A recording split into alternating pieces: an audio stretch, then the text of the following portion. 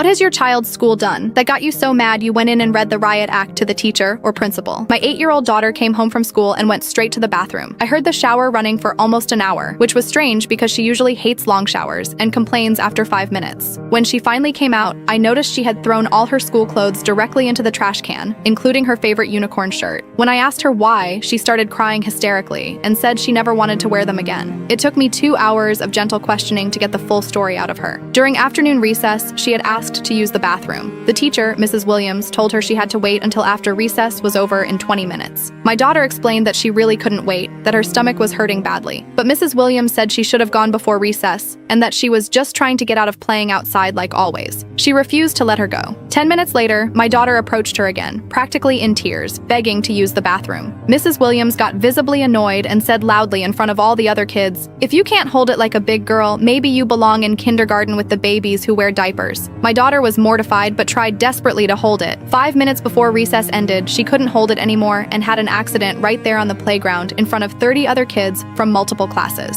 Instead of helping her or showing any compassion, Mrs. Williams made her walk back to the classroom like that, leaving a visible trail behind her. She then announced to the entire class that some people need to learn to use the bathroom like big kids do. The other children started laughing and pointing at her. Mrs. Williams made my daughter sit in her wet clothes for the rest of the day as a natural consequence, and refused to call me or let her go to the nurse's office. My daughter sat in her own urine for 3 hours until school ended. She was humiliated, uncomfortable, and developed a painful rash from sitting in wet clothes all afternoon while other kids whispered and giggled. The next morning, I stormed into that school like a hurricane. I demanded to speak with the principal immediately and explained exactly what had happened to my daughter, my voice shaking with rage. I asked the principal if denying bathroom access to children and then humiliating them for natural bodily functions was part of their educational philosophy. I also asked if they thought forcing a child to sit in urine for hours was appropriate treatment. The principal looked absolutely horrified and immediately called Mrs. Williams to the office. When she tried to defend her actions by saying my daughter was manipulative and attention-seeking, I completely lost it. I told them both that what happened was abuse, plain and simple.